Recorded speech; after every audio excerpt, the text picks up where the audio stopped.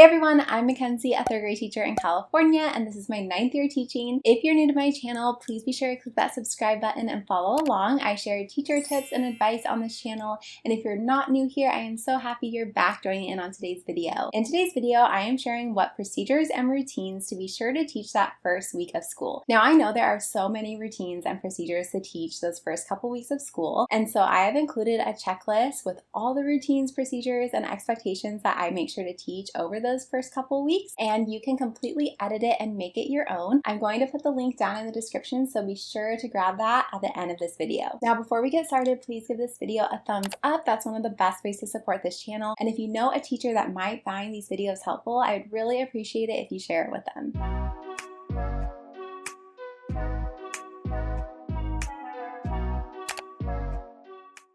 So in this video, I'm going to really focus on my top 5 routines and procedures that I make sure to teach that very first week of school. That way we have a strong start to the year and my students have a clear understanding of what the expectations are in our third grade classroom. So the first routine I always make sure to teach that first week of school is the morning routine, really since day one, because to me, the morning just sets the tone for the rest of the day. So I really want my students to have a clear understanding of what that's going to look like every day. So that first day of school, I explain to my students what our morning routine is. This starts the moment I pick them up on the playground at 8:30. We practice what is it going to look like when they walk to the classroom, when they hang up their backpacks, when they line up outside the classroom, and when they enter the classroom. And really explaining to your students, what does it sound like? What does it look like? And where do they go? Every morning, do your students have morning work? Do they go to their desks? Do they have to first pick out their lunch option for the day and then go to their seats? Do they go to the carpet first thing? Personally, for me, I start my day with morning meeting. So we practice what it looks like lining up at the door. I always greet them first thing in the morning with some hand sanitizer,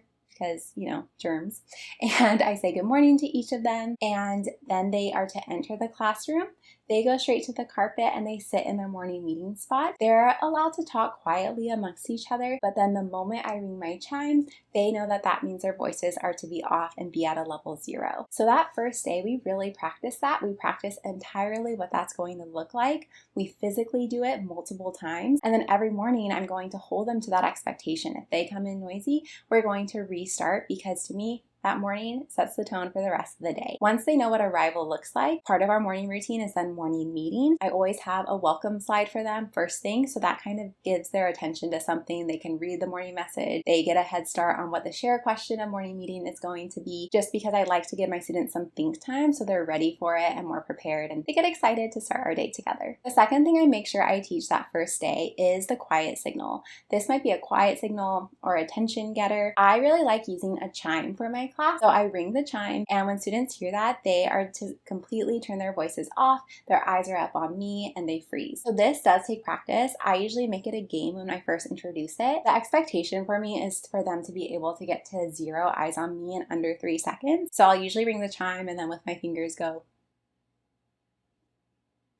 and they know that their eyes should be up on me and their voices are off. Now, when we're practicing it though, like I get it so that they are completely silent at 0 seconds, but I don't know. I know it's not completely realistic to be completely silent right away, so I give them that 3 seconds to really get it down. When we are outside of the classroom, or maybe I'm not by my chime in the classroom, I like to have at least one call and response. I know with whole brain, a popular one is class, class, yes, yes, and then students say it the way you say it. So you might say class, class, and then they have to say yes, yes, or classity, classity, yesity, yesity.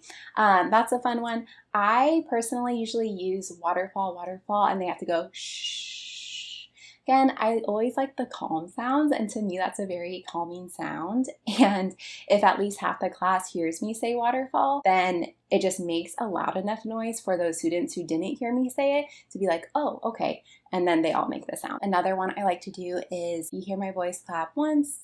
If you can hear my voice, clap twice. If you can hear my voice, stomp your feet. So that's another really easy, fun one. Some teachers really love the call and responses. I just am not someone that uses a ton of them, but I do have a few in my back pocket just so that I'm prepared if we are outside of the classroom. The next thing I always teach the first day of school are my voice levels, because it is really important that we have that common language in our classroom right away, because noise level with 25 third graders is something that I really want us to have down since day one. Having a noise level system can be so helpful because you can constantly refer to it and students just start to understand like when they're supposed to use each level, why we have to be at level 0 in the hallways. So when I introduce this, I first read them the story Decibella, which is a silly story about this little girl who uses a really loud voice and she has to learn how to use her like 6-inch voice and how there's different voice levels to use. You'll notice that sometimes students just really don't know how loud they're being, especially when you are in a room just full of people all talking. And so really practicing like what a whisper even sounds like, because students can think they're whispering and they are not. And so we really practice what each one looks like. So level 0 is silence is golden, so they have to be completely quiet. Level 1 is spy talk, which means only their partner should be able to hear them. So it should be a quiet enough voice where they can just talk to their partner. Level 2 is the low flow, so that's when they're working in group. Level 3 is the speaker, so that should be if they are presenting to the class, if they're talking in morning meetings so that all students are able to hear them. And level 4 we technically should never be at, because that means that they are using an outside enthusiasm, playground level voice, and we talk about how we should never be at level 4. But I still like to include it because it's a reference point to be like, hey, we are approaching level 4 in here and we need to turn that back down. Now, a key to making voice levels successful in your classroom is to refer to them often and always tell them what that expectation is before they start an assignment. If they're working independently, do you want them at a 0 or 1?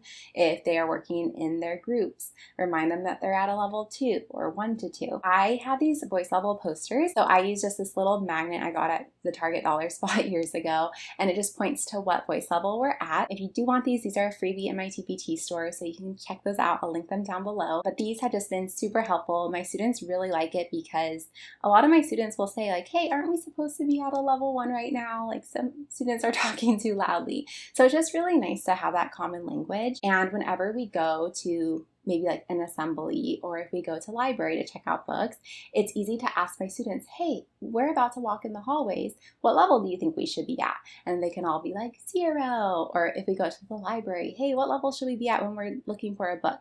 Level 1. And so it's just nice to have that common language. That first couple days of school, I also make sure to teach my students hand signals. I love these because they are nonverbal cues. So even if you are teaching in front of your class, instead of having a student interrupt and you having to pause and say, what do you need? And they're like, can I use the bathroom? Yes, okay. Like it just becomes a whole thing. We don't need that.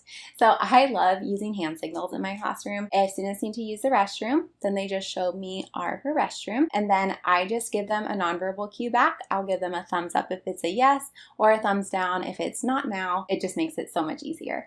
So I have R for restroom. They hold up a W for water if they need to take a water break. They don't need to ask this if they keep a water bottle at their desk, but if they need to go to the drinking fountain, they'll show me a W. A 5, which is just question, which of course just means like raise your hand, which is a given, but it's a good reminder for some students who like to, share out what's on their mind all the time. Also at morning meeting, I specifically introduce the I agree. That way when students are sharing out and they agree with what the student says, then they can just do this rather than shout out and share their own version of the story, especially for those students who always want to raise their hand and always want to answer a question. If they were also got that same answer, then they can just go like this, like during a math lesson, if they really wanted to share out the answer but didn't get it, they can show agreement. This does take practice and reminding your students to show that I agree a lot throughout those first couple months. So if you want your students to use that hand signal, constantly remind them, like if it is during math and a student shares out an answer that they got, say, oh, who else got that answer? And like remind them to use that I agree until it just becomes a habit in the classroom. So for the hand signals, I just have those little visuals up at the front of my classroom for them to refer to. And it's also nice because any students that come into my classroom who might not be my students, they also know that that is just part of our routine or procedure. Number 5 of my top 5 routines to teach is lining up and walking in the hallways,